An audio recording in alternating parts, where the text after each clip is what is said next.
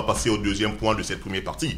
C'est vrai que l'incarcération récente de Mimefo a finalement presque fait oublier qu'il y a quelques jours encore seulement, on assistait à la prestation de serment du candidat président déclaré vainqueur des dernières élections présidentielles du Cameroun par le Conseil constitutionnel. Les recommandations, que ce soit de l'Union européenne, de la France, des USA, allaient dans le sens d'exhorter le président de la République déclaré vainqueur de rajeunir son équipe gouvernementale. Il exhorte également à associer les partis politiques et il exhorte surtout à faire usage du dialogue dans la crise anglophone.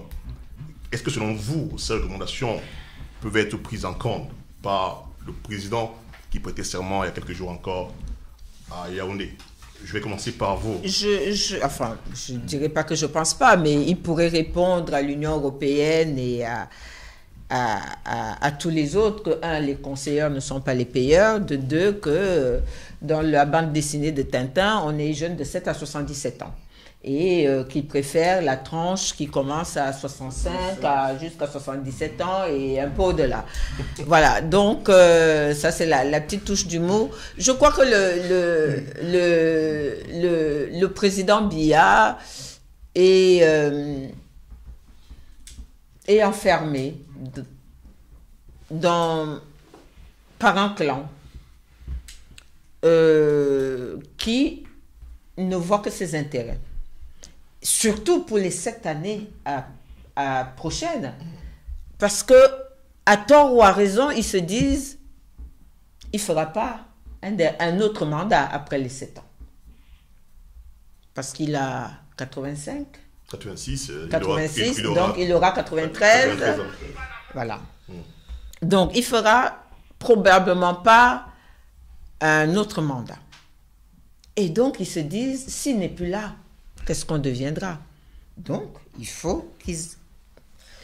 Je vois mal aujourd'hui, et puis qu'est-ce qu'on entend par jeune? La jeunesse n'est pas un critère d'excellence aussi.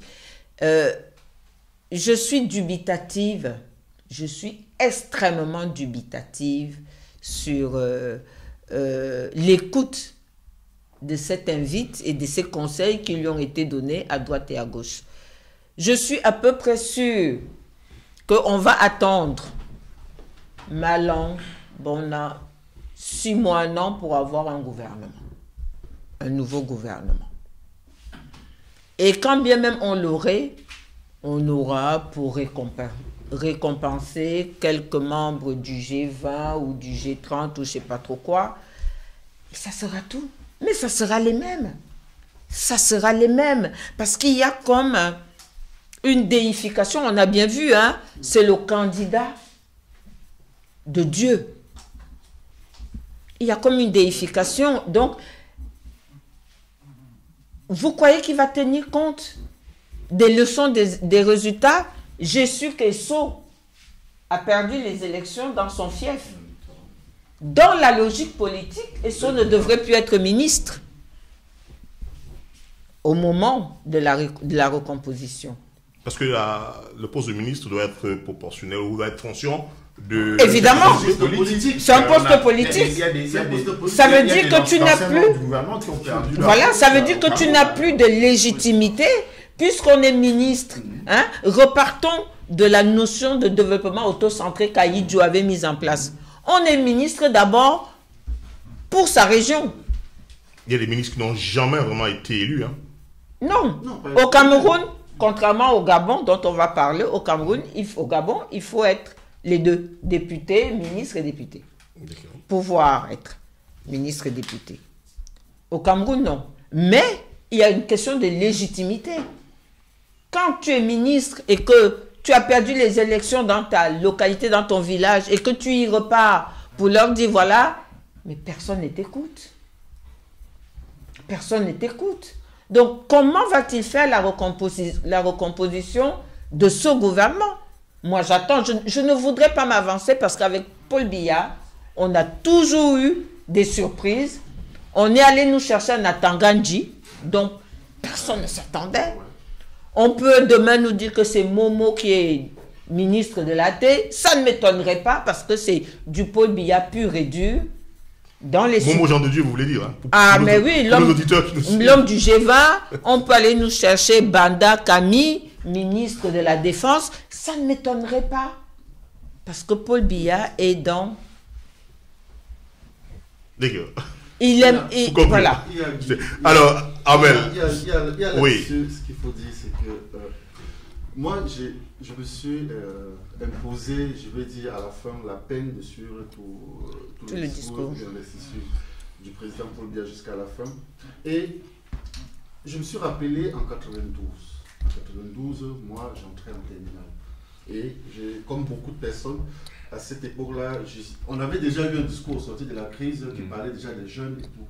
Et un peu tout ça. Et j'ai relu le discours d'ailleurs de 2011, qui est exactement la même chose. Entre 92 et 2018, qu'est-ce qui s'est passé? Rien. La société, au contraire, je dirais que les choses sont plutôt dégradées.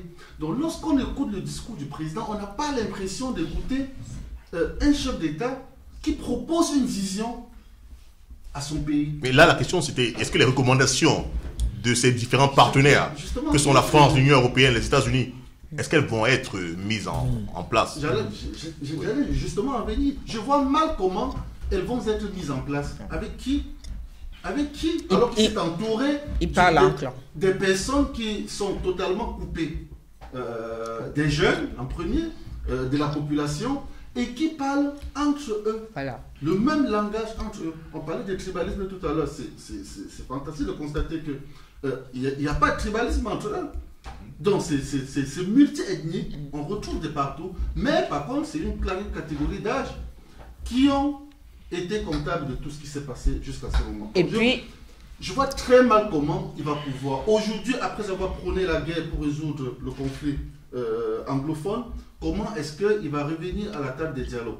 D'ailleurs, dans son discours, il faut se rappeler qu'il a bien dit que... il leur demande de laisser les armes. Voilà, il leur demande de laisser les armes, mais par contre, il promet qu'ils vont encore, eux, parce qu'ils trouveront en face d'eux des gens qui seront déterminés à les combattre. Nulle part, il ne les invite à un quelconque dialogue. Nulle part, il ne dit dans son discours, il n'y a même pas une ouverture qui laisse penser qu'on va, à un moment donné, s'asseoir autour d'une table pour discuter de cette question. Et je pense que Paul Biya ne parle pas à tous les Camerounais. Et donc, il parle à des gens qui... Il parle à ces 71% qui font 2 millions de Camerounais. Parce que le discours est bien rodé.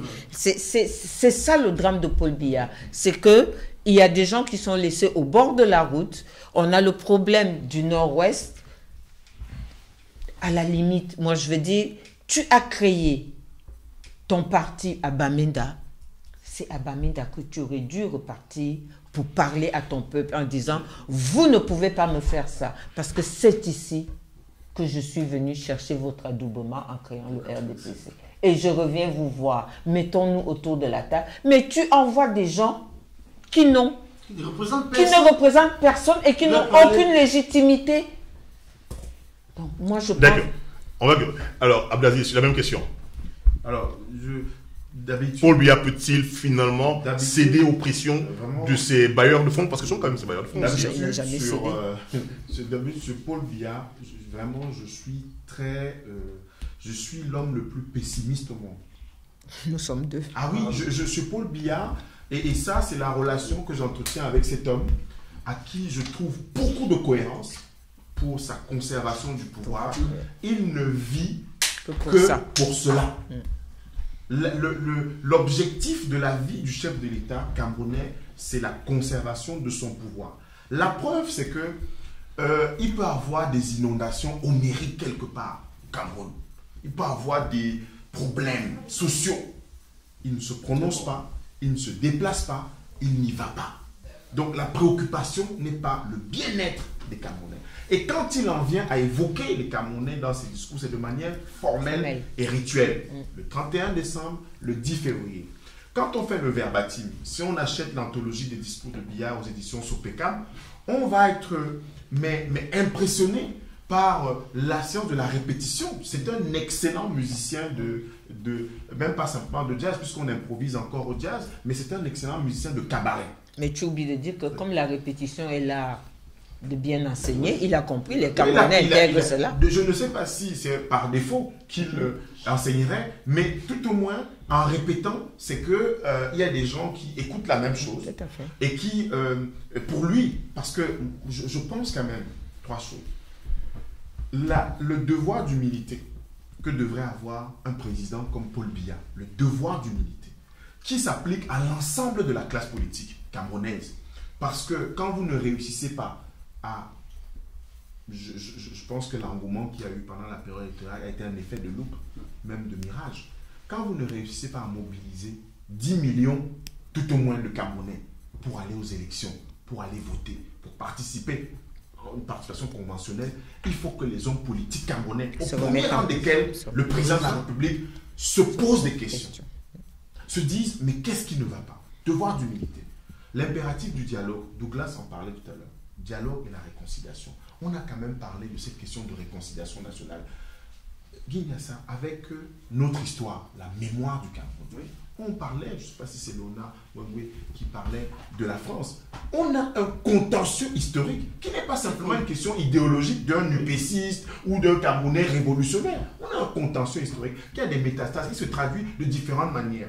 Quand le président Hollande est venu à Yaoundé, il a eu ses objectifs remplis, notamment ceux qu'on a évoqués concernant Bolloré, mais sur la question des archives qui peuvent permettre que d'abord au premier chef les Camerounais se réconcilient avec leur mémoire. Parce que les multiples positions de Semengue et des autres on peut trouver une solution de notre point de vue camerounais grâce à l'ouverture de ces archives qui seraient déclassifiées et qui permettraient enfin de comprendre la réconciliation et le dialogue national.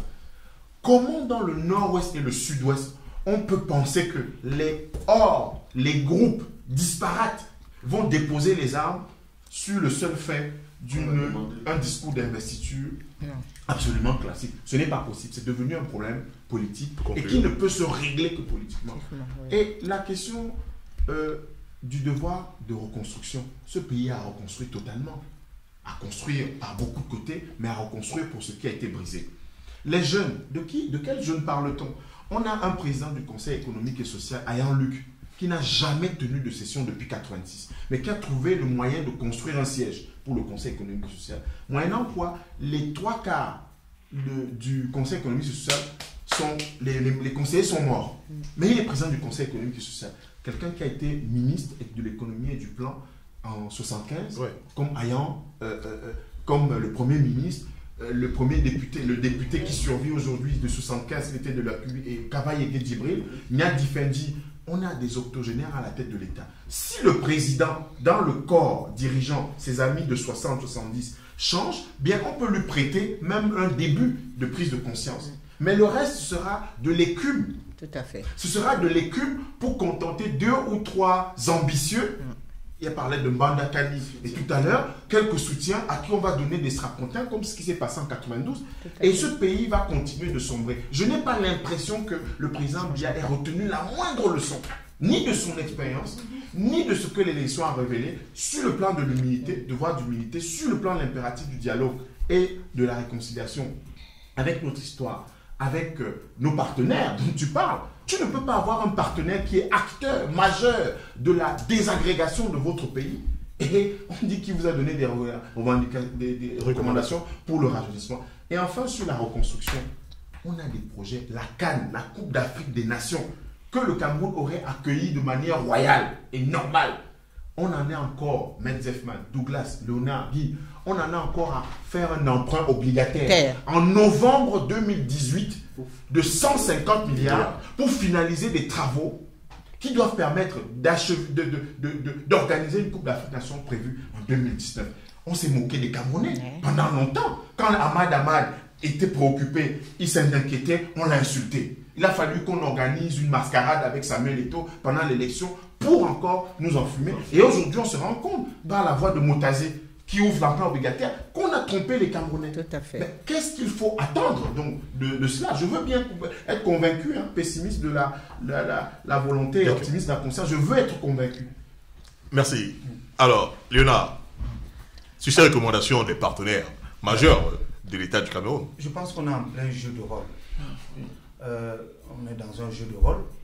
Les partenaires, j'utiliserai les guillemets si je devais l'écrire, extérieurs du Cameroun font semblant de donner des recommandations et le président va faire semblant aussi d'exécuter les recommandations. Une partie du peuple va faire semblant d'avoir été écouté et voilà, c'est le destin du Cameroun qui lui va bien en rigoler. Parce que en fait, allons-y bien voir dans le fond. Abdelaziz en parlait. Quand on regarde aujourd'hui le gouvernement camerounais, quand on regarde aujourd'hui ce qu'on appelle les corps constitués, on a l'impression d'une sorte de reproduction tropicale de la nomenclature de l'Union soviétique sous Brejnev. Un ami ivoirien me disait, mais attends, mais j'ai vu votre président de l'Assemblée nationale, votre sénateur, mais il y a vraiment du boulot au Cameroun. S'il faut rajeunir aujourd'hui, on a eu des étoiles filantes qui ont tellement vite filé qu'ils sont très vite partis, comme Ateba Yele. Aujourd'hui, où sont les Ateba Yele du RDPC? Si, mais ça gagne un petit. Non, voilà. Par exemple, mais bon, il n'est plus à la fleur de l'âge. Ce que je veux dire, c'est que cette jeunesse, il y en a certainement dans le RDPC, mais ils sont réduits à faire quoi? J'en ai vu qui dansaient, ils ont certainement inventé une nouvelle touche de danse, mais c'est à cela qu'ils sont réduits. Bon, sauf à créer des ministères de la danse, mais où sont-ils, ceux-là qu'on va rajeunir? Donc, le problème se pose véritablement. Et moi, je crois que, vous savez, dans les années 90, lorsque Foundié est apparu dans le nord-ouest, pour le contrer, on allait chercher quelqu'un que très peu de Camerounais, même dans son village, connaissaient, Achidi Achou. N'est-ce pas? C'est ce qui se passe. Je voulais répondre là à c'est simplement pour dire que la logique camerounaise ne sera pas d'aller chercher des gens qui ont l'onction. Voilà. Il y a des paramètres qui rentrent en jeu. C'est-à-dire que, par exemple, aujourd'hui, certainement, on va pouvoir trouver une élite administrative quelque part du côté d'Union Ekele, n'est-ce pas, pour pouvoir contrer, par exemple, Cabral Libi. On va chercher quelqu'un, il y en a certainement, et d'ailleurs, les Camerounais aujourd'hui savent jouer à ce rôle, c'est-à-dire à ce jeu. Comme Kamto va inquiéter, une élite administrative du côté de Baham va commencer à se faire entendre pour dire, moi je peux jouer le rôle, n'est-ce pas? Et puis on va le sortir là, peu importe qu'il soit élu ou pas. Alors, donc, quand on nous parle de rajeunissement, ce sera le rajeunissement de qui, de quoi? Ce qu'on devra attendre, c'est un rajeunissement des méthodes et de la pensée politique. On en est très éloigné pour l'instant. Il n'y a pas de rajeunissement. Il y a quand même un étonnement. Qu'est-ce que le chef de l'État du Cameroun a promis aux Camerounais à ces élections? Bon, aux précédentes élections, on nous a promis des grandes ambitions. Mais il n'y a même pas eu de promesse du tout. C'est-à-dire que dire, par exemple, je suis la force de l'expérience, ce n'est pas une promesse, c'est peut-être un constat. Mais quelle est la promesse? C'est-à-dire que c'est peut-être la première fois depuis que je suis des élections. Mais l'expérience n'est pas toujours que positive. Oui, voilà. C'est ça. Mais c'est la première fois que je regarde une campagne où un candidat ne promet rien du tout. Même des fausses promesses. C'est quand même un usage consacré qu'à l'occasion qu'on fasse des promesses, même si elles sont fallacieuses.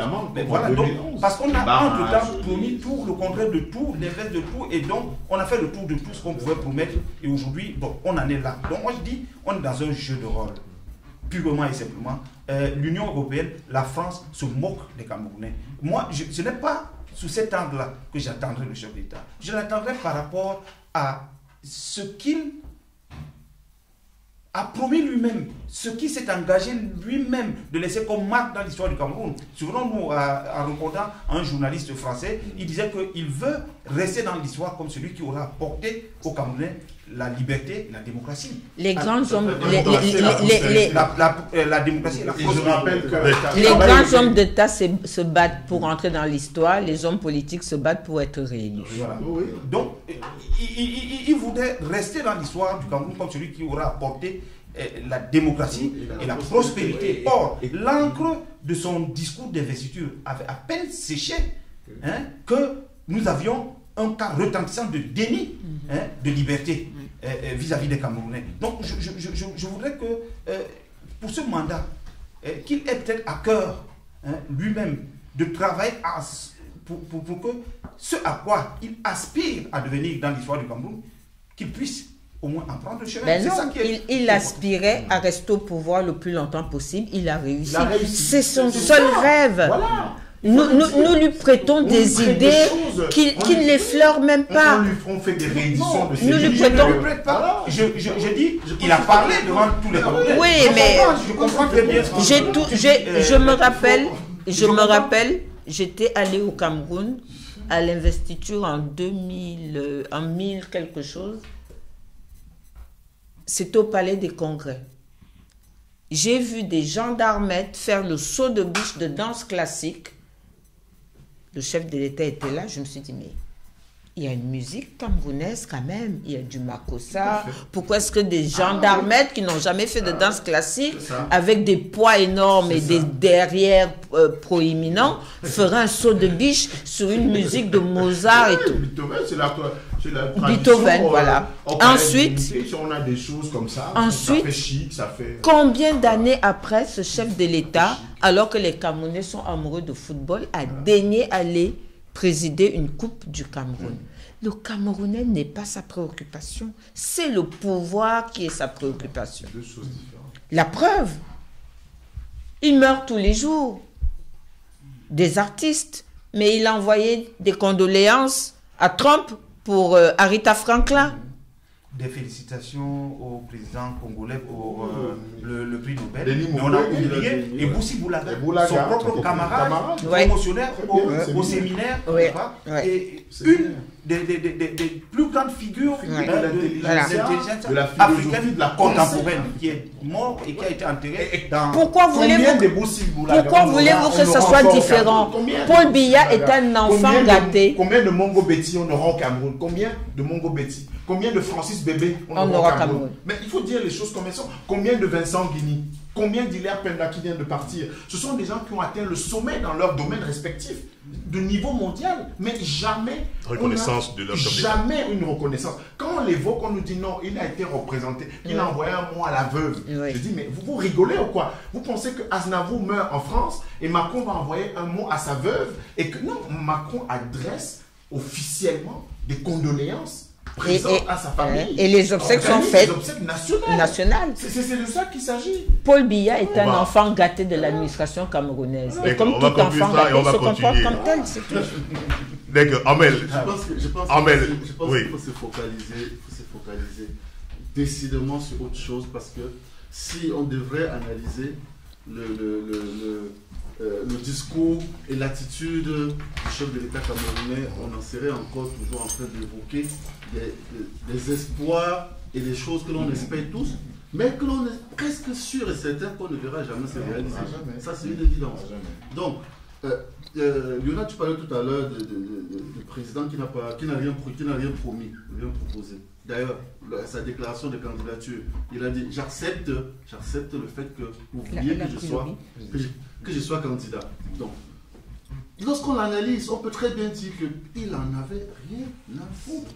Donc, il n'a pas demandé, vous l'avez obligé, mais j'accepte quand même. Et puis, tout à fait logique, il ne présente pas de programme. Qu'est-ce qu'il pouvait encore promettre après avoir promis depuis 36 ans des choses qui n'ont pas été réalisées? Non, mais parce que la question n'était pas de savoir qu'est-ce que Biya a promis, mais est-ce que ce que la communauté internationale lui a recommandé. Et je dis, il y a le mensonge, il y a des mensonges des officiels camerounais, mais il faut que nous nous intéressions aussi au mensonge. Voilà, c'est un jeu de rôle. C'est un jeu de rôle, comme par exemple d'adresser des lettres de félicitations officieuses qui ne sont pas destinées à être publiées, qui n'apparaissent pas sur le site officiel de l'Élysée. Voilà, on prend des Camerounais pour des impôts. Et c'est à nous de prendre notre propre destinée, je vais dire, de façon responsable. Parce que vous voulez dire que la lettre de Macron, finalement, a un autre caractère. C'est quoi la lecture que vous donnez à cette lettre? Non, mais parce que quand on adresse une lettre de félicitations, c'est une lettre officielle. Donc, elle est sur papier, en tête, n'est-ce pas? Et normalement selon les usages de l'administration de la politique française, elle figure sur le site officiel de la France. Tel n'était pas le cas.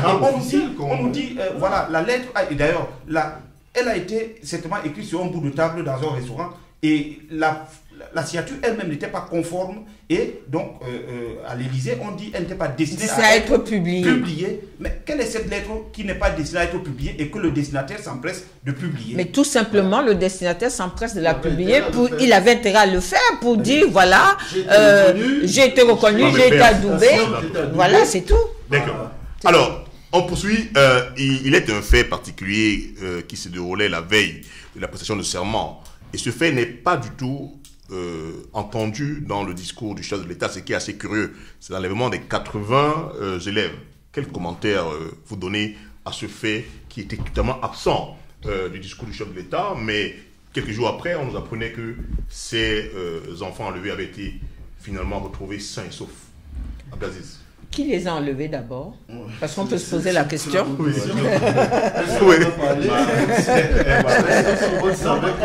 Parce qu'en fait, oui. Je pense que c'est un peu comme si on était initié à l'ésotérie. On entre, on entre, et puis les gens s'étonnent d'un certain nombre de pratiques. C'est à ciel ouvert au Cameroun, l'ésotérie. C'est à ciel ouvert. Nous sommes tous dans l'ésotérie. Nous sommes dans cet envoûtement collectif qui fait que on peut donc avoir une circonstance comme celle-là grave des élèves qui sont la jeunesse. Il parlait de la jeunesse ce jour-là. Donc c'était le moyen de l'évoquer. Mais ça trahit aussi quelque chose. C'est le formalisme des discours. C'est-à-dire qu'on a travaillé, on lui a envoyé les différents projets, puisque c'est comme ça que ça se passe dans l'administration camerounaise. Le discours, c'est un souffle. C'est pour ça qu'il y a des grands orateurs dans l'histoire. Sékou Touré, Fidel Castro, Kadhafi, Mitterrand, De Gaulle, parce qu'il y avait un souffle. Ils incarnaient quelque chose, ils incarnaient un discours. Mais le président Biya incarne, on parlait tout à l'heure, il a son objectif, il a réussi sa vie, rester au pouvoir, il n'a rien à incarner. Donc vous lui envoyez vos projets, il fait la synthèse et il va devant le Parlement réuni en congrès prononcer un discours. Donc il n'est pas là pour séduire la nation. Comme disait Johnny Hallyday, il ne donne pas envie d'avoir envie. Il n'est pas là. Donc l'affaire des élèves n'est pas une préoccupation. Le texte lui a été donné, il va le lire. Or, on se serait attendu quand on a un chef d'État qui incarne à la fois la fonction et qui aussi est en prise directe avec la population. Qui n'en parle là. Qui n'en parle là. Parce que c'est le moment. Qui sorte de son texte. Qui sorte de son texte. Et qu'il parle avec les Camerounais, cette brin d'humanité qu'on lui demande, qu'on attend d'un chef d'État. Donc en fait, l'affaire des élèves était secondaire. C'est d'ailleurs pour ça que les soupçons de machination, de manipulation ont fleuri davantage. Les gens se sont dit, mais attendez, une question aussi importante, aussi grave, aussi sérieuse, le président, chef des armées, le commandant en chef ne parle pas. C'est quand même curieux. Sauf d'autant plus que le lendemain, on apprend comme par hasard la libération des élèves. Et jusqu'à présent, on ne sait pas comment ils ont été libérés. Non seulement on apprend le lendemain leur libération, alors, mais je vous laisse poursuivre. On apprend aussi que les sécessionnistes disent ne les avoir pas enlevés. Oui. Donc il y a un quiproquo. Il y a même une vidéo. Voilà, donc et moi j'ai vu sur Facebook des gens qui disent mais comment les sécessionnistes peuvent transporter 80 enfants dans un seul véhicule alors qu'ils n'ont que des espèces de petites voitures ouvertes à des pick-up, on les appelle. Des pick-up, voilà, ouvertes, qui ne peuvent pas prendre plus d'un certain nombre de personnes. Bref. Dans une zone fortement militarisée. Voilà, donc, on a comme l'impression que tout ça est assez bien huilé, mais le constat est là. Il n'en a pas parlé. Il n'a pas parlé de cette jeunesse dont il a fait le fer de lance depuis des années de tous ses discours. Il n'a pas parlé de cette région, parce que là encore, ça aurait été le moment de commencer un début de réconciliation en disant non.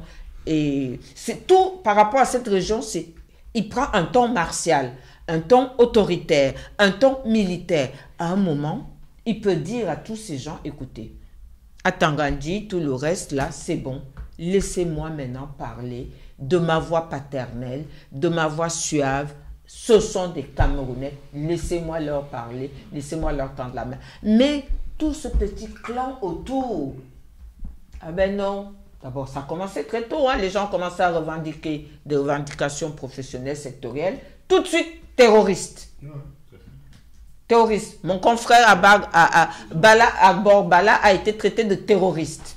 Il est en prison. Il a été en prison. D'accord. Amel, on a vu effectivement une vidéo, une autre vidéo de ce qu'on appelle ambazoniens, qui essayait d'expliquer comment cela s'est passé. D'après cette vidéo, on entend dire que les enfants avaient été enlevés par l'armée camerounaise. Alors, ce qu'on a vu et qui a été d'ailleurs largement diffusé, Nous, on rappelle que c'est d'après la vidéo, hein, parce qu'on va nous faire le procès également de lui, mais faux. On a vu une vidéo dans laquelle les ambazoniens, des personnes qui se présentent comme étant des ambazoniens, interrogent d'ailleurs des enfants. Oui. Non, un enfant et sa mère. Et sa mère. Et donc ces enfants-là leur expliquent que les militaires, les militaires sont venus leur voir et puis tout a été organisé un peu comme ça.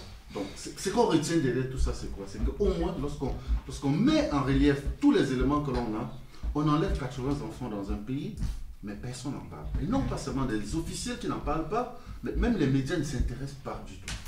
On a l'impression qu'eux-mêmes, ils comprennent qu'il n'y a rien dans cette affaire, qu'il n'y a même pas matière à enquêter parce que c'est... Il y a 80 enfants enlevés, comment ça, il n'y a rien? Voilà, il y a 80 enfants. S'ils n'en parlent pas, c'est peut-être parce qu'ils se disent que les enfants sont en sécurité, qu'ils ne risquent rien et que c'est toute une norme. Et 2 jours après, ils sont libérés. Et 2 jours après, ils sont libérés. Parce que les gens se posent la question, 80 enfants enlevés dans une région où il y a presque plus de population, où il y a des militaires partout. Et comment est-ce qu'on peut les transporter sur 30 km pour les amener en forêt? C'est quand même des questions qui interrogent, qui parlent. Où on se demande comment est-ce possible. Bon, rien n'est impossible. Mais après, au final, lorsqu'on a des témoignages des ambazoniens qu'on accuse d'avoir fait l'enlèvement, qui disent non, c'est pas nous. C'est pas nous. Et qui expliquent. Et d'une part, on apprend un matin que les enfants ont été libérés. On ne sait pas comment exactement. On ne sait pas.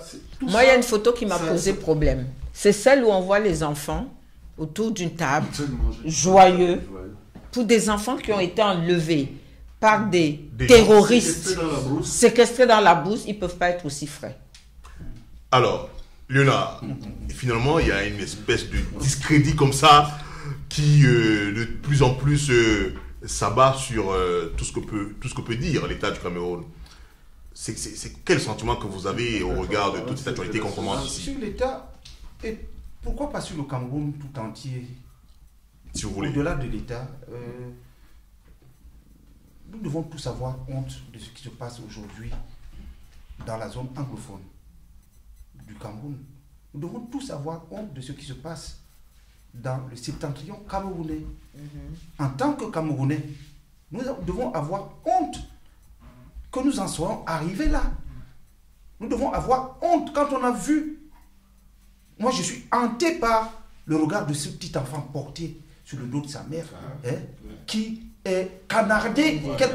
Je suis hanté, je serai hanté toute ma vie. Et à qui on dit, il bouge encore, il bouge encore. Et on revient encore faire une salve, une dernière salve. C'est des images qui me hantent.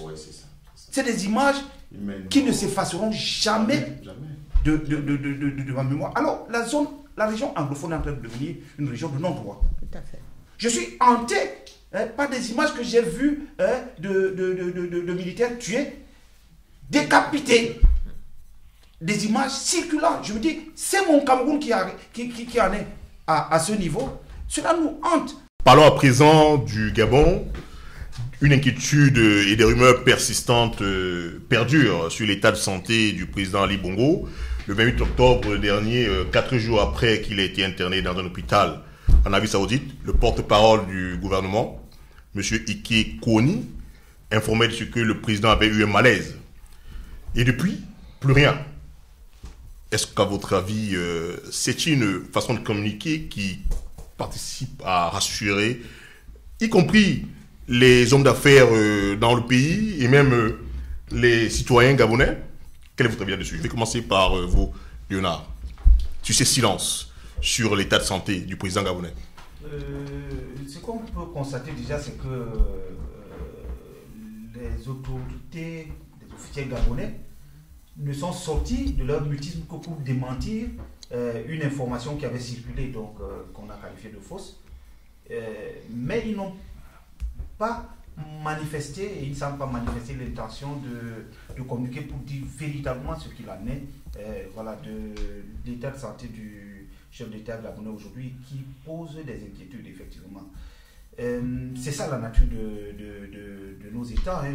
J'imagine que si ça s'était produit au Tchad, au Cameroun, ou dans d'autres, au Congo notamment, ça se passerait exactement aussi de la même manière. Qu'est-ce qu'on peut savoir aujourd'hui de l'état de santé du président gabonais? Les Gabonais, en premier lieu, hein, avant les hommes d'affaires, les investisseurs, doivent se poser la question. Ce pays n'est pas encore sorti du contentieux post-électoral qui a opposé Jean-Pierre à Ali Bongo et qui a pratiquement neutralisé le fonctionnement du Gabon, de l'économie gabonaise depuis lors. Et bon, voilà, c'est une situation qui est inquiétante. Moi, ce que je peux juste dire, c'est que aujourd'hui, en tant que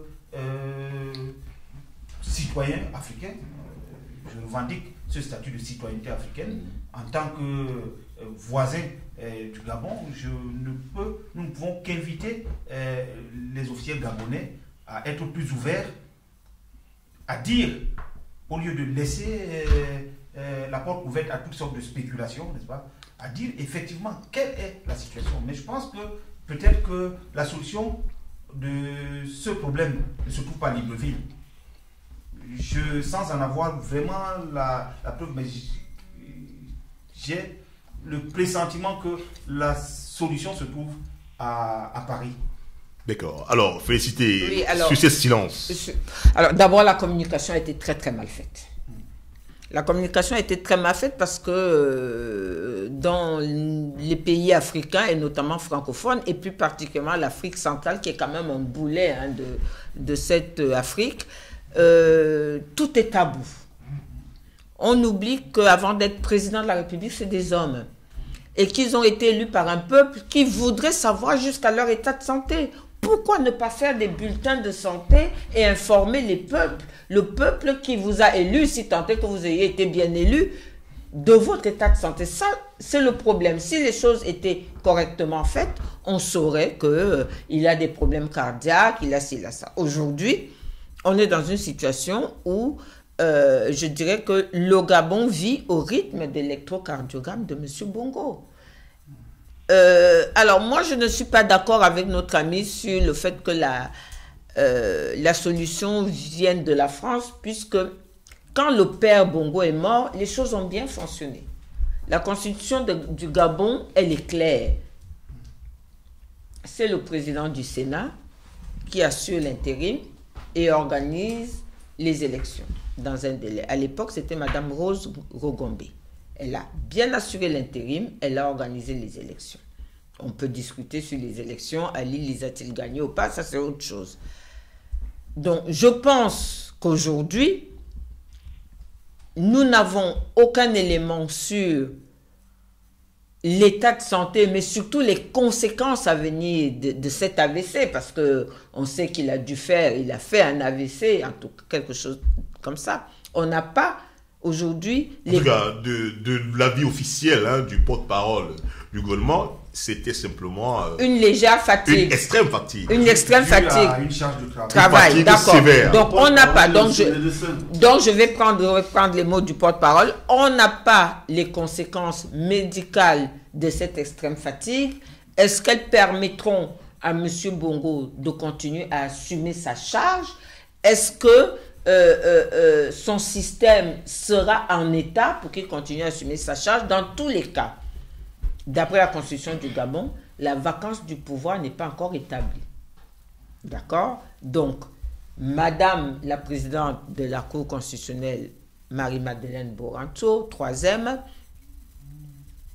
regarde ça de près, et si ça devait continuer, ben elle va déclarer la vacance du pouvoir Et Madame Milébou, présidente du Sénat, va assumer l'intérim. Et je crois que sur ce plan-là, que ce soit les turiféraires du PDG ou que ce soit les caciques du PDG ou que ce soit l'opposition, je pense qu'ils ne vont pas s'amuser à triturer la Constitution au regard du précédent historique quand même. On peut tout dire du Gabon, mais ce précédent-là avait bien fonctionné. Donc, moi, je dis tout simplement qu'il faut qu'on apprenne à communiquer. Il faut qu'on apprenne à communiquer. C'est comme quand on nous dit au Cameroun, le président de la République est parti pour un voyage privé. C'est quoi le voyage privé? Est-ce qu'il est parti parce qu'il ne se sent pas bien? Oui, voici son état de santé, les médecins ont dit ceci, voilà, on nous redonne le bulletin de santé après. Ce sont des êtres humains. Pourquoi fait-on autant de mystères? Un coup, on nous a dit, oh ben non, sa femme l'a ramené à Londres, alors qu'il est toujours à Riyad. Un coup, on nous dit ceci. Enfin bref, c'est pas Dieu. Même quand Jésus est mort, on a vu. Enfin, pour ceux qui étaient là, ils ont vu. D'accord. Voilà, donc moi... Ok, Amel, sur ce silence. Il a été donné pour mort, pour ressusciter, dans le coma. Mais derrière, ça traduit ce que Félicité disait, un problème de communication. On dit que ce soit au Cameroun ou au Gabon, la santé du président de la République, il faudrait que l'on comprenne une fois que ça intéresse les populations.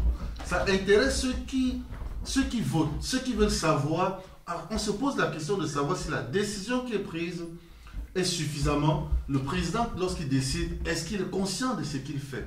Donc, ce qui m'a interpellé, c'est que le communiqué soit fait par un responsable de la présidence du Gabon. En temps normal, ça devrait être fait par les médecins qui le soignent, qui devraient communiquer. Ça se passe en France. Lorsque le président est interné, il y a un médecin qui fait un communiqué pour donner l'état de santé du président. Après, qu'est-ce qu'on dit derrière? On ne contrôle pas. Mais quand c'est le médecin qui parle, au moins on sait qu'il dit des choses qui peuvent être vraies. Technique, mais lorsqu'on lit le communiqué du responsable du chargé de communication de la présidence gabonaise, on se rend compte qu'il est à la fois, il est à la fois médecin et tout. Donc il dit qu'il a eu 5 problèmes de fatigue et il dit dû au travail qu'il aurait fait. Fatigue sévère, oui. Qu'est-ce qu'il en sait? Il dit dû au travail, qu'est-ce qu'il en sait finalement? Donc les gens normalement ne comprennent pas. On ne sait pas exactement dans quel état il se trouve. Est-ce qu'il peut encore assumer sa charge de gouverner le pays? Personne ne le sait. Mais c'est au moins quelque chose dont on ne pourra pas cacher longtemps. Donc à un moment donné, il va falloir constater l'absence ou plutôt la vacance. Et là, tout le monde le saura. Alors Abdelaziz, une communication verrouillée sur l'état de santé du président, est-ce qu'elle peut avoir un impact sur le sens de l'engagement des entrepreneurs privés, internationaux dans le pays? Je vais revenir un tout petit peu sur ce que Léonard a dit. Débrancher, pour moi, c'est une métaphore qui correspond à ce qu'est le Gabon, fondamentalement. Une annexe de la France, une annexe, un État pétrolier, un État pétrolier qui était dirigé à partir du 2 rue de l'Élysée, il n'y a pas très longtemps encore, mais qui, avec Elf et Total, avait des gens, Maurice Robert, Maurice Delaunay, qui étaient véritablement les patrons du Gabon. Ça n'a pas totalement disparu. C'est vrai qu'il y a un jeu de rôle.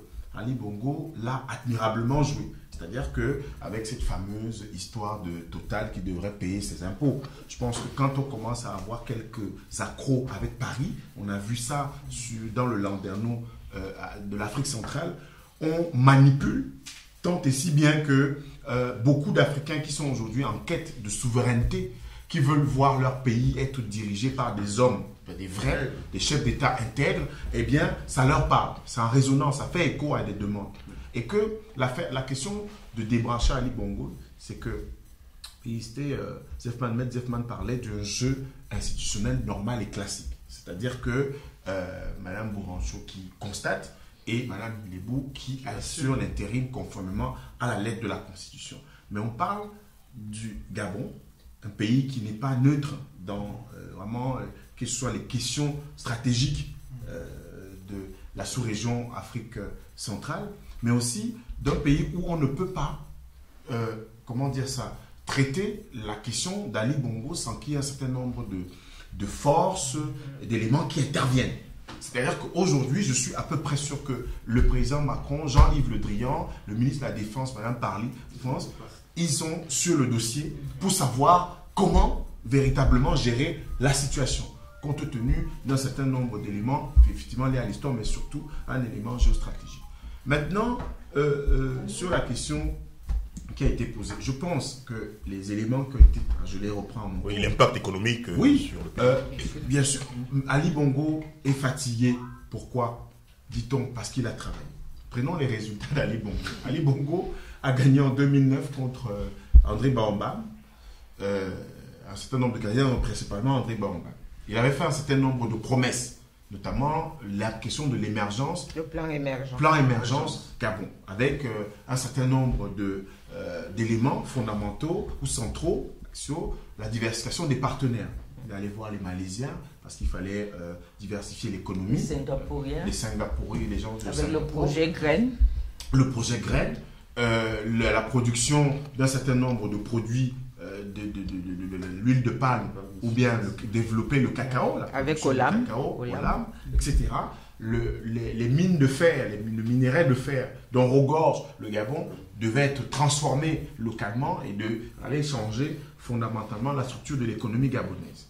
Au terme du mandat d'Ali Bongo, des 7 ans d'Ali Bongo, est-ce que ceux qui observent la scène politique, c'est vrai gabonaise, mais aussi l'évolution économique de ce pays d'Afrique centrale, ont eu l'impression que la structure économique du Gabon a changé. Ce d'autant plus que le Gabon, comme le Tchad et la Guinée équatoriale, ont pâti de la chute des cours du pétrole et qui ont amené d'ailleurs, conduit progressivement, inexorablement à cette question de la dévaluation qui est en suspens en Afrique centrale. Donc, de ce point de vue, il me semble que la fatigue de Ali Bongo, vraiment, bon, on a de la compassion pour les malades, mais je ne vois pas à quoi cela est dû, à quoi cela serait dû, sinon peut-être que on ne veut pas véritablement nous dire, par déficit de communication, par le fait que dans les usages, parce que ce sont des questions d'usage, le docteur Grubler ici avec la question du cancer du Mitterrand, ça s'est posé,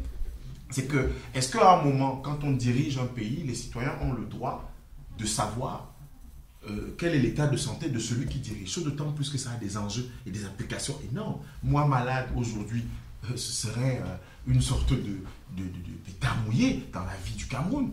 Mais le président Biya malade, eh bien, on change d'échelle. Donc, je pense qu'à ce niveau-là, ça recoupe les 3 éléments. Communiquer dans quel but? Communiquer à la fois pour assurer l'opinion, mais ça tient quelques jours. Et on a vu sur les réseaux sociaux des photos d'Ali Bongo débonnaire avec des tennis qui sortaient. Moi, on me présente des photos, je dis, mais ça, c'est pas un type qui a eu un AVC, un type qui a été mis sous main artificielle. C'est pas possible. C'est encore une fois de plus la manipulation. Maintenant, sur le bulletin de santé, aucun pays d'Afrique centrale, je dis principalement, n'a franchi le pas. Les autres pays sont progressivement en train de changer de mœurs. Vous allez voir en Zambie, vous allez voir au Kenya, en Afrique du Sud, ils ont intégré cela. Moi, je vois le président du Botswana qui a pris les rênes après Ian Khama. Il a présenté son bulletin de santé aux Botswanais. Donc, en fait, c'est une question culturelle, une révolution culturelle que pose le problème d'Ali Bongo. Et maintenant, pour terminer sur la question économique, mais vraiment, ce qui avait été dénoncé par Ping, moi j'ai écouté, et bien d'autres personnes, continue au Gabon.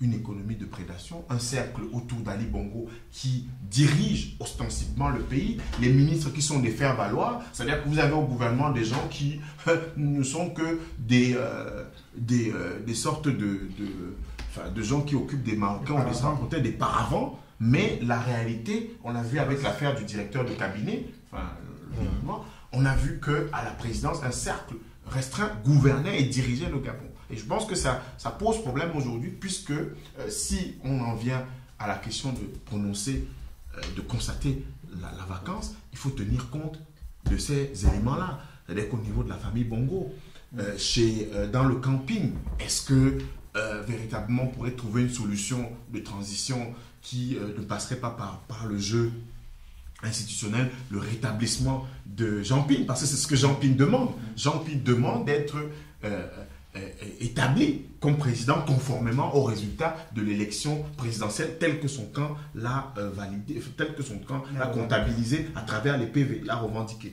Donc c'est une situation extrêmement complexe.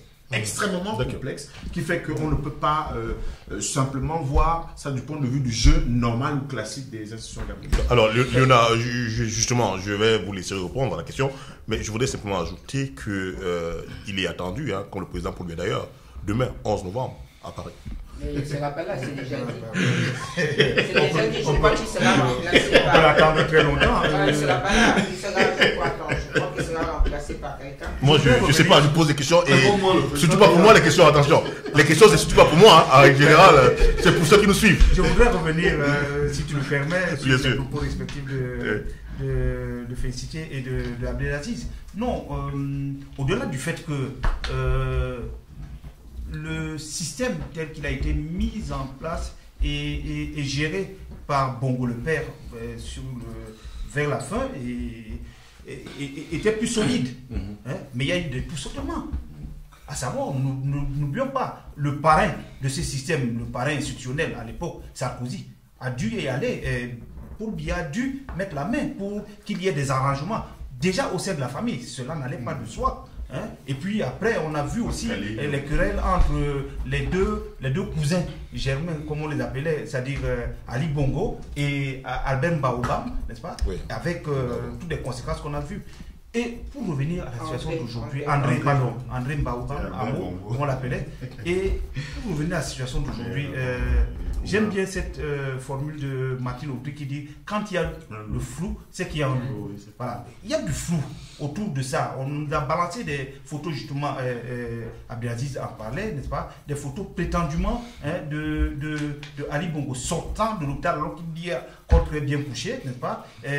On nous a donné des informations d'Ali Bongo à Londres alors qu'il est bien encore à l'hôpital Faisal. Donc, qu'est-ce qu'il en est véritablement? Je pense que je ne serais pas aussi optimiste sur la solidité des institutions gabonaises parce que n'oublions pas, ces pays, la plupart de nos pays, surtout d'Afrique centrale, ne sont en réalité, au-delà, il y a une constitution, il y a des lois, il y a un bloc constitutionnel comme on disait aujourd'hui et tout, mais la réalité c'est que ce sont des comptoirs coloniaux. Tout cela c'est pour l'apparat, mais dans la réalité du pouvoir, comme on le dit là, est ailleurs. Les jeux d'intérêt ne sont pas toujours là où et je pense que c'est ces arbitrages en réalité qui donnent lieu à tout ce cafouillage qu'on voit aujourd'hui. C'est-à-dire qu'il y a des institutions, il y a des hommes qui sont là, n'est-ce pas? Et on n'est pas sûr qu'en faisant jouer les institutions, cela déboucherait au résultat que l'on attend. Qu'attendent, n'est-ce pas, ceux qui sont derrière, qui tirent les marrons du feu. Donc c'est pour cela que pour le moment, je pense qu'on va laisser le statu quo jusqu'à ce qu'une formule soit trouvée. Quand je disais que la solution, ce n'est pas forcément pour dire que c'est la bonne solution, mais je disais que la solution viendra simplement de Paris, parce qu'on sait que c'est lui qui est l'actionnaire principal, n'est-ce pas, de cette, je vais utiliser le mot, de cette mafia. Mais moi, en tant que juriste et avocat, je préfère rester sur le respect des institutions. Oui, je le comprends parfaitement. Et il sera représenté par Régis Simongo, qui est ministre des Affaires étrangères. Ça a été officiellement déjà dit. Mais alors, donc finalement, s'il est représenté par quelqu'un d'autre, là, je suppose que la fatigue est vraiment sévère. Non seulement qu'elle est sévère, mais que le flou est davantage flou. Alors, je voulais juste poser la question différemment. Et tout à l'heure, Abdelaziz parlait d'une culture du flou sur la santé des présidents dans la zone d'Afrique centrale. Est-ce un avis qui est partagé? Oui, absolument, tout à fait. C'est l'avis. D'ailleurs, on se souvient au Cameroun. Pas que d'Afrique centrale, on n'est pas très au fait de l'état de santé du président. Bouteflika. Oui. Alors, rien, tout à fait. Ouais. Parce que derrière non, je crois que Ouattara fait des bulletins de santé. Je crois. Oui, parce que je sais qu'une fois il a été ici, on a dit pourquoi il était ici. Et d'accord, mais pas Bouteflika. Pourquoi il est venu Pas Bouteflika. D'accord, pas Bouteflika. Ok. Je disais justement qu'on se souvient déjà même au Cameroun, le feu journaliste Diawé avait été inquiété du fait qu'il a donné. Non, vous êtes gentil. Il a été Enfermé. Enfermé, tout à fait. Il a été enfermé du fait qu'il a donné l'information sur l'état de santé du président. Donc on lui a gentiment fait comprendre que l'état de santé du président, on n'en parle pas du tout. Ça traduit quoi derrière? Ça traduit le fait qu'il y a derrière des manipulations, il y a des gens qui contrôlent des informations, il y a des gens qui contrôlent des situations, des positions qu'ils aimeraient voir arriver. Donc, s'ils laissent tout se faire, s'ils laissent le jeu se faire librement, ils perdent ce contrôle-là. Donc, le flou, il est constant. Il est constant. Au Gabon, au Cameroun, en Guinée équatoriale, un peu partout. Et on aimerait bien qu'on arrive une fois à une situation où les présidents publient le bulletin de santé. Personne n'irait enquêter encore pour savoir si ce qui est dit est vrai ou pas. Mais au moins cette constance-là qui serait donnée à des médecins qui prendraient la responsabilité de publier le bulletin de santé, ça rassure tout le monde. On parlait tout à l'heure des hommes d'affaires dans un cas du Gabon. Oui, l'impact économique. L'impact économique, il est considérable. Mais j'ai envie de dire que dans des pays comme ça, des hommes d'affaires, ils ont appris à prendre des informations ailleurs. Et ils savent que les bulletins comme ça qu'on publie, personne n'y croit. Donc, mais l'impact, c'est pour ceux qui viennent, c'est pour ceux qui ne sont pas dans des couloirs, dans des réseaux d'investissement, qui ne sont pas soutenus par des États, notamment la France, où ils peuvent avoir des informations, où on pourrait les renseigner sur plusieurs choses. Le Gabonais, le simple homme d'affaires gabonais, qui voudrait s'investir, qui voudrait négocier des positions, et qu'on lui dit que le président, la santé du président, c'est important pour lui. C'est très important pour lui. Si aujourd'hui on lui dit que le président a traîné AVC qu'il ne peut plus travailler, ben, il y a beaucoup d'impact, il y a des choses qui changeront. Qui viendra après? L'instabilité, ça crée également que tout le monde se met en position d'attente. En attente de voir, d'ailleurs c'est ce qui se passera certainement maintenant, en attente de voir ce qui va se passer après. Des gens qui ont déjà pris des positions sont obligés d'être en attente. C'est l'économie qui en attend.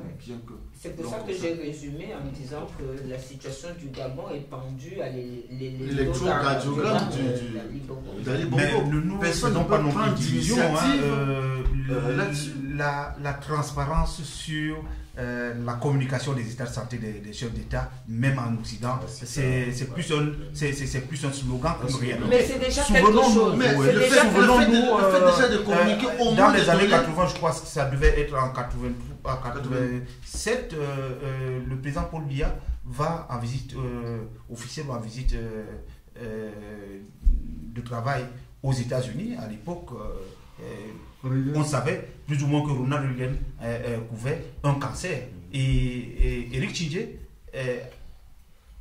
a l'information et l'évoque dans un de ses reportages, n'est-ce pas? Cela lui a valu la menace d'un coup de tête du chef d'État camerounais, parce qu'il y a eu une réaction, n'est-ce pas, des officiels au niveau de la Maison-Blanche.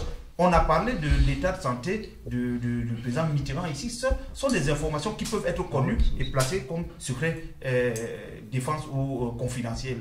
Non, mais je pense qu'Abdelaziz a dit quelque chose d'important. C'est que ça ne nous intéresse pas de savoir qu'il a telle ou telle maladie. Voilà. Ce qui nous intéresse, c'est que le médecin dira si, comme dans le cas de Mitterrand, était-il encore apte à diriger. C'est tout. Mais rétrospectivement, il y a eu ce débat. Est-ce que à la fin de son dernier mandat, Mitterrand était encore en état de diriger ou pas? Dans le cas d'espèce, le fait que le problème ait été posé, soulevé à travers un ouvrage, ça a suscité un débat public. Tout à fait. Et que des changements. Voilà, des changements. Parce que cette expression, je l'aime beaucoup. Le combat qui précède le droit. Pas le combat au sens de combat armé, mais ce sont des batailles qui sont menées, des batailles d'opinion. On a quand même vu que la révélation par Mediapart de la situation de Cahuzac, de son compte bancaire en Suisse, a quand même amené à la mise en place de la haute autorité de transparence sur la vie publique. Et l'une des conséquences, c'est que l'une des victimes, si on peut parler ainsi, c'est François Fillon. C'est sur la base d'une déclaration à la haute autorité que le même journaliste de Mediapart dit qu'il y a quelque chose qui a un problème. Et d'ailleurs, on l'a vu à l'époque de Sarkozy, quand il a fait son malaise vagal. Il a fallu que le médecin vienne expliquer ce que c'est qu'un malaise vagal et que ça n'a pas de... Le tout, on ne veut pas savoir s'il a un cancer ou pas. s'il a un cancer, est-ce qu'il peut diriger le pays? Voilà, parce que là, quand on parle de refonder la démocratie, et je suis d'accord quand tu parles d'universaliser la question, parce que elle, moi et tous les trois, il y a des choses auxquelles on ne peut pas accéder, des concours, après un examen médical, par exemple. On te demande un bilan médical pour un tas de choses. Voilà. C'est exactement comme en famille. Si tu es malade aujourd'hui, que tu as mal de tête, qu'est-ce que tu dis à ton épouse? Est-ce que tu peux accompagner les enfants? J'ai mal à la tête, je me sens fatigué. Je me sens fatigué. Le chef d'État, c'est pareil, c'est le grand chef de famille. Il doit nous dire. La question de la raison d'État a été toujours, parce que c'est simple, la raison d'État. C'est-à-dire qu'à partir du moment où le débat est interdit, parce qu'il y a une raison qui prime, il y a une raison qui enveloppe, qui neutralise tout débat, eh bien, on peut tout ranger dans la raison d'État. Je suis tout à fait d'accord par conséquent, avec nous tous. En fait, ce que je voulais juste dire, c'est que toute chose étant égale par ailleurs, considérons quand même que la situation du Gabon a un aspect particulier, et puis il y a des choses. Nous, déjà en tant que Camerounais, très mal placés pour donner la leçon aux Gabonais. Que vient faire notre chef d'État toutes les 3 semaines en Europe? Alors, en Suisse, c'est pour des questions médicales. Et il y a des journalistes qui en ont payé, ils ont payé de leur liberté, Diawé et d'autres, sur le seul fait d'avoir évoqué l'état de santé du président, un malaise lors d'une Coupe du Cameroun, une finale de la Coupe du Cameroun, et Diawé s'est retrouvé quelques jours après en prison. Et même quand la maladie est connue ou visible, comme dans le cas de Bouteflika, pour lui on n'a pas besoin d'un bulletin de santé. Si le bulletin de santé se fait à l'œil nu, n'est-ce pas? Pourtant, il est encore en train de se présenter là. Et la situation de l'Algérie, le système algérien est différent. Ça serait même toi valide, c'est pas toi qui gères l'Algérie, ce sont les généraux. Donc, la légitimité historique des combattants. Nous le disions sur le Gabon, qu'il y a toujours les pouvoirs de l'ombre. Peut-être même dans le cas du Cameroun, les choses ne sont pas aussi. Il y a une tête qui est visible, qui concentre des pouvoirs, n'est-ce pas? Mais derrière aussi, il y a des pouvoirs de l'ombre, il y a des logiques de logique et ainsi de suite qui agissent. C'est presque un peu ou plus, voilà, les mêmes réalités. D'accord. On va finir donc cette émission avec la dernière partie qui est donc consacrée au présidentiel à venir en République démocratique du Congo. Et donc vous avez sûrement suivi il y a quelques jours encore qu'il s'organise il s'organise du côté de la Suisse, donc par la fondation Kofi Annan, effectivement. Il s'organise donc un conclave pour que la plupart des opposants, bien qu'ils tentent déjà pour 3 d'entre eux hors jeu pour l'élection présidentielle, afin qu'ensemble ils aillent aux élections contre le représentant du parti au pouvoir, donc le dauphin de Kabila, Joseph Kabila. Est-ce qu'on est là en train de vivre la leçon à laquelle auront manqué la plupart des opposants camerounais à la dernière élection présidentielle? Alors, les Congolais, on en a parlé un tout petit peu dans les coulisses de l'émission. C'est-à-dire que les Congolais ont à répondre pour cette élection de 2 questions. La première, c'est est-ce que l'élection va enfin permettre de transformer, parler du cas du Gabon, structurellement ce pays. Je parle de structurellement, pas simplement sur le plan économique, mais le comptoir colonial qu'il est. Un comptoir colonial qui a sa spécificité parce que dans l'enfantement de ce pays-là, tel qu'on le connaît aujourd'hui, la Belgique et les États-Unis ont été des acteurs décisifs pour le malheur des Congolais. Et les éléments de 1885, peu ou prou, la façade a changé, les dirigeants ont changé, restent fondamentaux. C'est une économie de matières premières, une économie de guerre où le pays peut être dans le chaos absolu. On exploite. Business as usual. Et donc, le président au Congo aujourd'hui, on a vu avec un certain nombre de décisions qui ont été prises, des décisions qui ont été prises sous Kabila père, avec des contrats qui avaient été signés sous sa période de rébellion. Quand même, quelqu'un qui est un lumumbiste, souverainiste, etc., et qui arrive et qui a les mêmes pratiques et les mêmes logiques que ce qu'on reprochait à Mobutu. Et bis repetita avec son fils. On a constaté que dans la gestion du... Son fils présumé. Son fils présumé, préfèrent rester sur les Kabila. Donc, le gouverneur il y a un gouverneur qui est exclu aujourd'hui de la présidentielle, Katumbi, et certains autres, Bemba, Mosito, qui sont exclus. Ils n'ont pas été exemplaires de ce point de vue aussi. C'est-à-dire que dans l'économie de guerre, Bemba est un acteur vraiment qui n'est pas au-dessus de tout soupçon. Alors, on peut se demander si l'élection va permettre effectivement de sortir un peu de cette configuration. C'est un problème qui est classique et général en Afrique, mais dans le cas du Congo, c'est encore plus crucial. Et d'un autre côté, pour répondre plus précisément à la question, cette coalition, elle va se faire sur des dénominateurs communs, lesquels on ne sait pas. Le fils Tshisekedi semble être en pole position, hérité d'une sorte de légitimité historique de son père, est une sorte de lien entre les différentes factions qui s'opposent, comme je disais tout à l'heure. Candidat validé. Oui, candidat validé. Candidature, je veux dire. Candidat validé. Et donc, ce qui est intéressant à Genève, c'est qu'on a croisé ceux qui sont non validés, donc Bemba, Mosito et Katumbi, et validé Tshisekedi, Kamere, qui était quelqu'un qui a appartenu un peu au cercle Kabila, qui était une sorte de transfuge, qui est parti pour des raisons politiques, ils ne s'entendaient plus, et puis la rivalité était très forte. Ce sont des gens qui n'ont pas accepté que Kabila aille jusqu'au bout de son projet de modification constitutionnelle. Donc, il faut répondre à ces deux questions-là. La première, la transformation structurelle du pays, changer fondamentalement. Deuxièmement, à quoi va correspondre cette coalition? Quels seront les points fondamentaux de cette coalition? Étant entendu que, comme on l'a dit pour le cas du Cameroun, il faut faire très attention à ceux qui maîtrisent le pouvoir en Afrique. Ils n'ont jamais dit leur dernier mot. C'est-à-dire que vous pouvez avoir une mobilisation populaire, comme on l'a vu avec Lucha, les combattants ici sur le terrain, qui ont contraint Kabila à accepter au moins ce deal, mais ils sont sur le terrain. Ils maîtrisent le terrain. Et que la coalition, est-ce qu'elle est en mesure, c'est un pays continental, est-ce que la coalition est en mesure, justement, sur le terrain, de mobiliser, de contrôler, d'être capable de défendre, le cas échéant, son vote? Donc, c'est les premières observations que je peux faire. Moi, je vais dire quelques mots et je vous laisse parce que vraiment, la République démocratique du Congo, c'est un casse-tête pour moi. C'est un pays... je ne comprends pas. Mais moi, j'avais seulement une question à poser. Peut-on parler, outre la Belgique et les États-Unis, peut-on parler d'élections en République démocratique du Congo sans faire référence au Rwanda, à côté?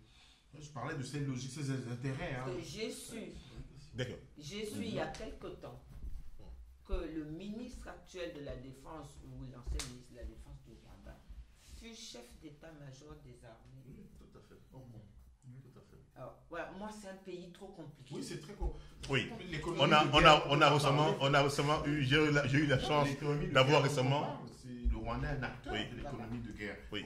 Alors, ce que je voudrais dire, c'est que je pense aussi que, étant donné qu'on parle là d'un pays africain, il nous est aussi autorisé déjà, et même je pense qu'on a aussi les capacités de parler du Congo, même si on n'est pas congolais.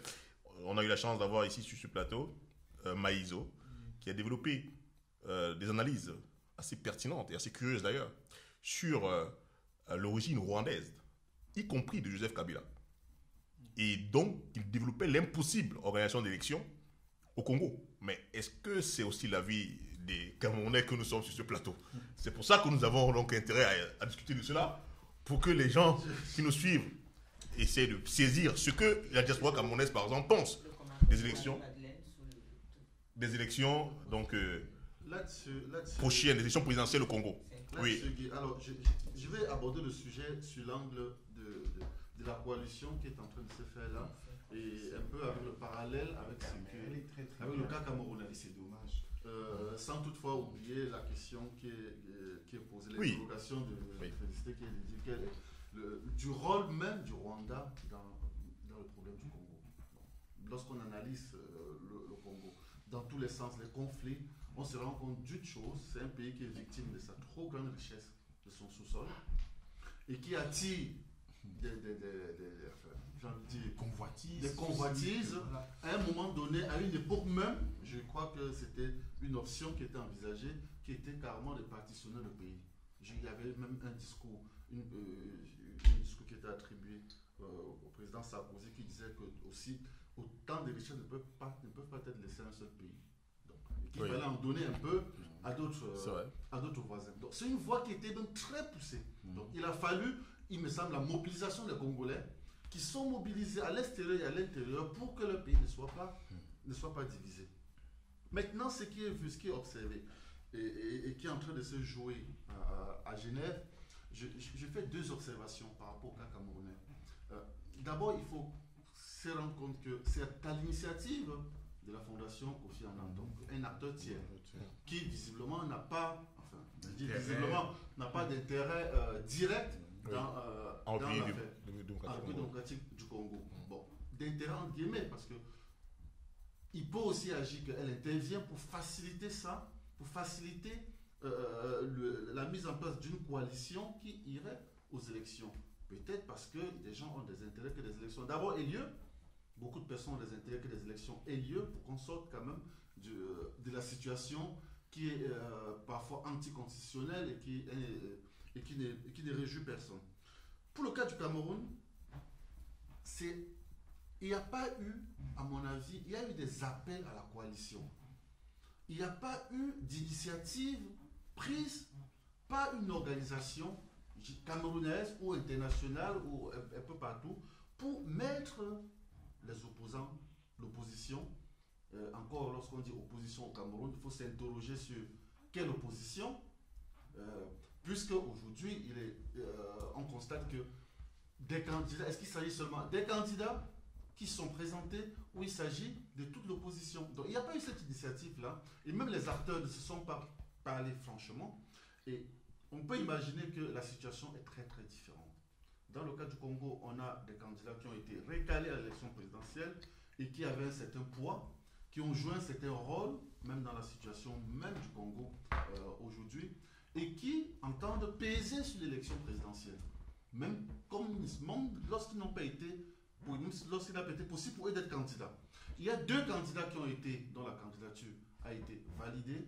Il est question, moi je l'encourage, de présenter une alternative crédible au candidat du parti au pouvoir, du parti de Joseph Kabila.